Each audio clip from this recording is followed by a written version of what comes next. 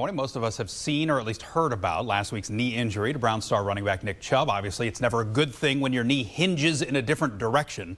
So this morning, we're exploring major injuries like these and maybe some ways you can protect yourself for all the weekend warriors out there. Dr. Jeffrey Johnston is joining us on Zoom this morning. He's an orthopedic surgeon with Mercy Health. Doctor, thank you for joining us. Thanks for having me. Oh, we're glad to. So I want to start with the Nick Chubb injury itself. Reports are that he only tore his MCL. For those of us who watched it, that's almost mind-blowing. Is that maybe best case scenario for something like this? Yeah, so, the MCL is one of the four ligaments in the knee. And when I see an injury like that, as you mentioned, with the knee bending in to the degree it did, a couple things come to mind.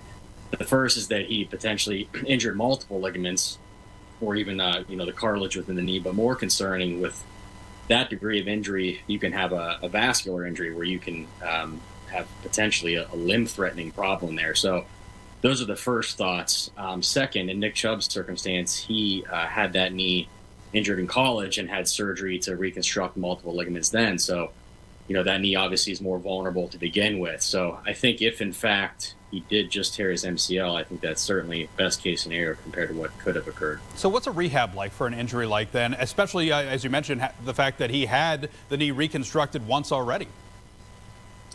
Yeah, I think the rehab will depend a lot on what he actually undergoes as far as treatment. I think it's been reported that he's going to undergo surgery. I haven't heard that that's occurred yet. But it'll depend a lot on what they do in surgery. And then afterwards, you're looking at months of rehab. With I think the goal for him likely would be to get back for next season, hopefully at the same level that he was previously at. Now, obviously, most of us are not professional athletes. We do have a lot of weekend warriors out there. So when you get into maybe your 30s or 40s, what are some of the common injuries that you end up seeing in your office? Yeah, so we see similar injuries to those in a younger athletic population. We see MCL injuries, ACL tears, meniscus tears, which are the cushions in the knee.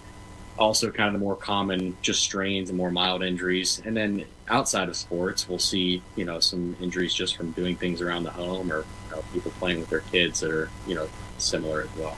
So how much longer is the rehab process when you have a major injury, something like that, when you're maybe in your 40s or 50s compared to somebody who's a teenager or in their 20s playing sports? Yeah, so again, it kind of depends on what goes into the treatment. If we're talking about MCLs, most MCL sprains can be treated non-operatively. So we grade these on severity. So the more mild sprains, it may be a couple weeks out from participating in sports versus the more severe ones, it could be a couple months. And then if you're talking about an injury that needs surgery, then obviously the rehab's going to be a little bit more lengthy following the surgery. So it kind of depends on the extent of the injury and what goes into the treatment.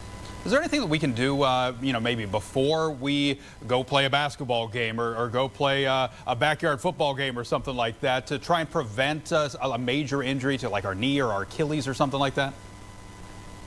Yeah, I think the most common thing we'll hear is people kind of playing outside their means, going out and doing something they hadn't done previously, kind of without proper warm-up. So I think the typical things we talk about, stretching, making sure you're warming up appropriately, and especially if you're starting a new sport or getting back into something you haven't done for a while, kind of easing into things and making sure you're not overdoing it early and staying within your skill level. Yeah, how important is that too? I mean, because obviously when you're 40 or 50, it's not like when you're 15 and haven't played basketball for 3 months or something like that. To maybe gradually step up before you actually go full go or something, right?